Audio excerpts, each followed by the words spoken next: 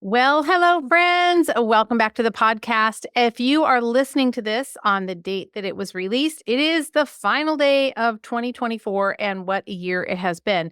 Now, I am recording this several weeks before the end of the year, and I'm a little nervous about what's going to happen between when I record this and when this is going to air. Maybe nothing, maybe something, we will see. But nonetheless, whatever's going on in the world by the time you hear this, love you all and happy new year. Now let's get into the podcast.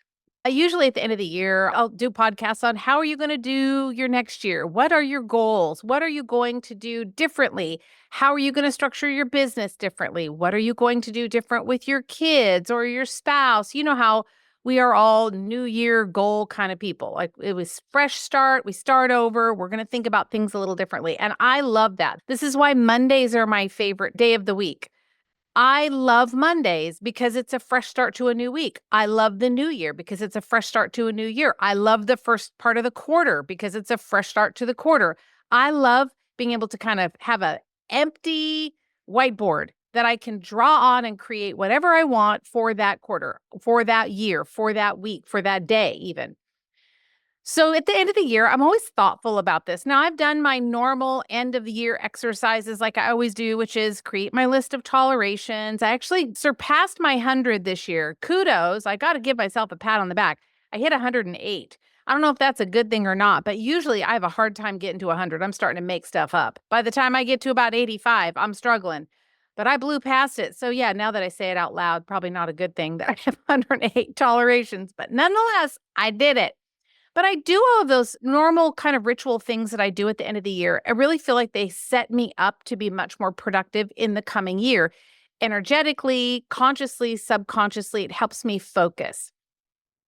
But I didn't want to do that type of a podcast for this end of the year wrapped up. And I had this big long script. I've been, fussing about it for several weeks, and I just couldn't quite land the plane with it. It wasn't feeling right in my soul. And I thought, I forget it. I'm going to scrap all that. And I'm just going to talk to you about what I've been thinking about. Recently, I listened to a podcast, or it came through my Instagram feed, and it was a clip from Joe Rogan. And Joe Rogan said in this clip, he said, there is a video that I think about, that I've watched in the past, but I think about it whenever I'm tired. Or, you could extend that to say feeling overwhelmed or down or disappointed or something's not going right. Something's not the way that you want it. And he said, I listened to this video, and he was talking to a guest, and he said to the guest, have you ever heard this video? And the guest said, no, I don't think I have. And then they played the video in this clip. So the clip is of a man. I do not know who this man is, but this man is in some kind of position of authority. Maybe this man is in the military.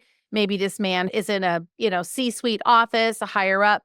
But what it's implying is that this man has people that work for him that come to him with problems or with situations or things that they need this man to help with.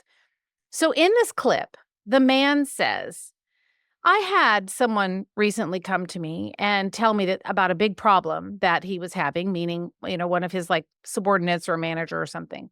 And he came to me with this problem. And the man coming to the first man said, but I always know what you're going to say. And the first guy goes, well, what am I going to say? And the subordinate guy says, you're just going to say good.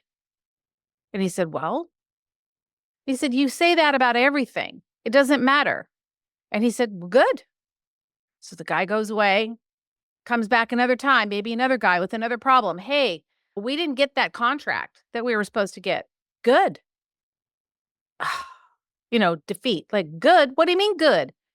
We need that contract, or we need that new equipment, or whatever the industry is. And this leader, man number one, this leader, his answer was always good. Good.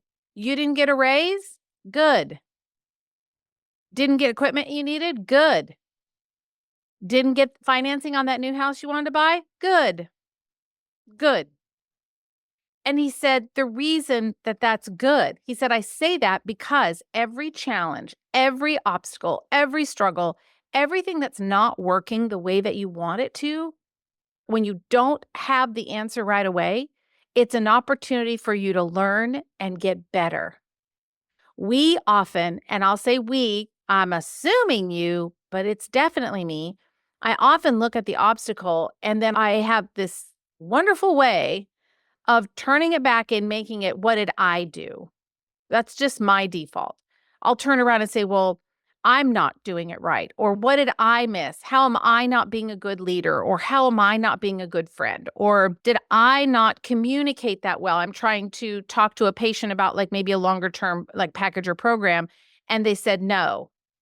And I go, "Oh, I know this is what they need. What did I say it wrong? Did I not provide enough value? Did I not communicate the outcome or the transformation? Did I not lean in on the pain points enough to help them see that there's a possibility of healing and hope for them?"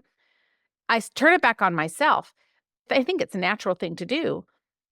But when I heard this clip from the Joe Rogan podcast, it made me stop and kind of think about that situation or scenario a little differently. And I thought, well, what if I turned it around and I said, well, good. This patient didn't say yes to me. Good. I'm being honest. This is super honest. I didn't like how that felt. Good, because my brain couldn't wrap around, well, how is that good? That's not good. That's not what I need. It's not good for the patient. It's not good for me. It's not good for anybody. But the good is that there's now another possibility, and I have the opportunity to learn. I can learn how to speak about it differently. I have more time to figure it out and get better because we don't develop the muscle of whether it's selling what we do, because basically we do that. That's what we do. Whether it's communicating the value of what we do to another human, or whether it's, negotiating a purchase of a new piece of equipment, which is more what I do here in the med spa, or, maybe it's just communicating to someone about that you can't work with them, or you set expectations and they push back on you, or you hired someone and then you had to let them go and you thought for sure that was the right person. Like that's been my world for the last 9 months is I've been in the middle of a hiring craziness. I literally hire and fire. I hire, they quit. I hire and fire. I hire another one and they quit. And it's so easy for me to beat myself up and say, well, what's wrong with you? You're the one, meaning me, right? Something I'm doing is wrong. But every time that happens, if I come up against a struggle or a challenge like that, and instead of beating myself up, I just provide another possibility, good. Well, good. I'm glad that that person walked out because now it gives me an opportunity to figure out what did I learn from that and how can I do it differently next time? How am I getting better at hiring? How am I getting better at screening? How am I asking better questions? How am I changing my hiring process itself? I can't do that if everything's always handed to me on a silver platter and there's never a problem. Or if I'm so introspective and navel gazing that I make it all about me. And it isn't about me being a failure or you being a failure. It's about that we have the opportunity to turn something that is a struggle, a challenge, an obstacle, something didn't go the way we want it to. We can turn it into a possibility that something new can show up. And then we have the option of looking at it through a different lens. So when we face something, and we've all had it this year, I mean, the political tension in this country has been intense this past year, being an election year. And we all know how this has turned out.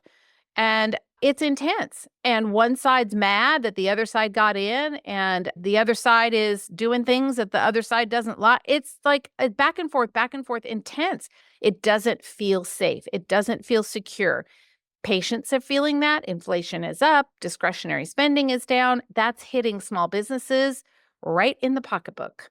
And you've all felt that to some degree or another, whether it's at the grocery store or buying gas or with the revenue that's coming into your practice. And it's so easy to say, oh, well, what's wrong with me? And I need to do more marketing. And those things may be true. That's maybe true. But what if you just looked at it from a different perspective and you went, well, good. I'm glad. I'm glad. Good. I'm glad that there are fewer patient visits and that gives me an opportunity to make it better. And I know that sounds a little bit backwards because it, I don't know, kind of is really. But what I want you to think about is just reframing it instead of making it about you, opening up the energy of the thought so that something else can come in and replace that. So whether it's me in my hiring, I think I'm on my number 7 person right now. And, we'll see. I now have no attachment to the outcome. which I hugely had attachment to the outcome in the beginning because I felt like if someone left or I had to fire them, like that was bad reflection on me. Now I'm like, well, I'll find my unicorn. I'm just going to keep trying. But it's good. Every time that I get a turnover, it's okay. It's good. It's fine. Here we go. Let's go get better. I'm going to learn something and get better. And the same for you. So I have kind of 4 things I want you to consider in thinking about this in your personal life, in your business, with your kids, in work relationships, whatever it is, hiring, all of it. Here's the 4 things I want you to think about. Practical application of this concept. Number 1, before you react to something that's not going right, in other words, you're stumbling with something or there's a struggle, something's not going the way that you want it to. Before you react, I would say just pause. Just stop for a hot second and say, you know what I'm going to say, right? Good.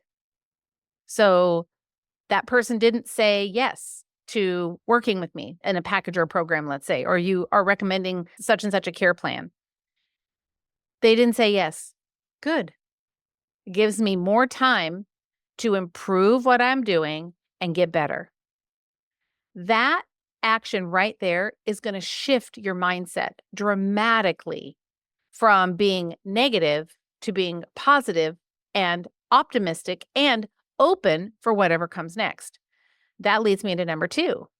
Ask, what's next?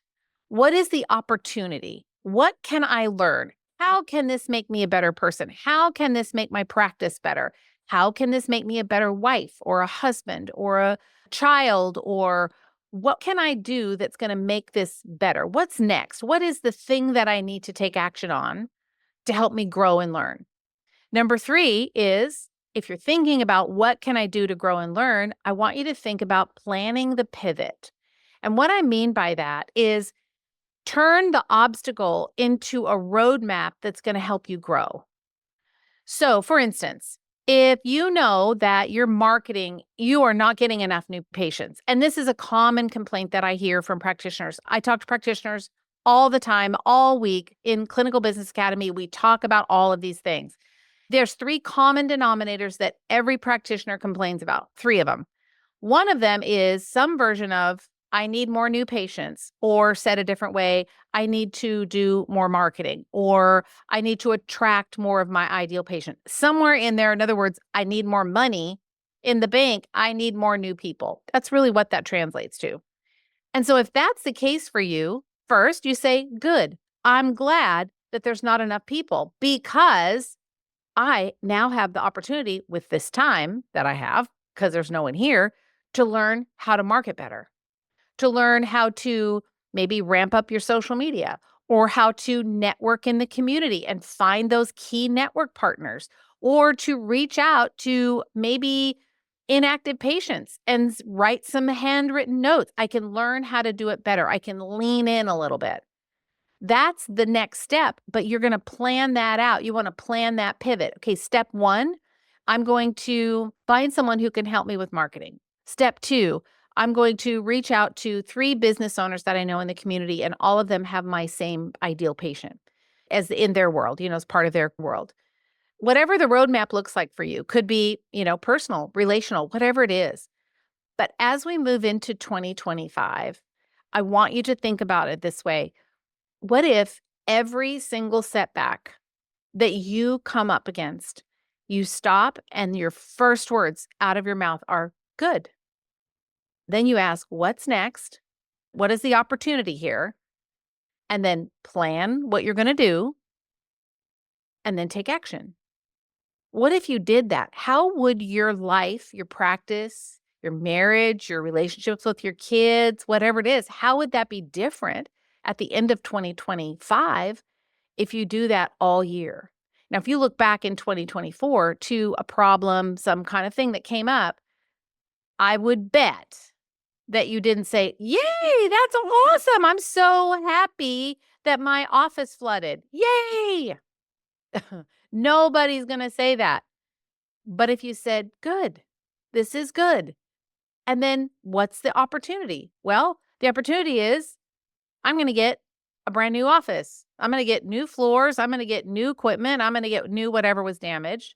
And I'm going to be able to, expand what I do because I'm going to get some compensation for the hours that I've lost. And that's going to give me some cash flow, whatever it is.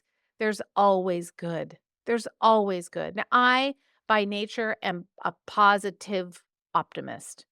I am an optimistic plus one.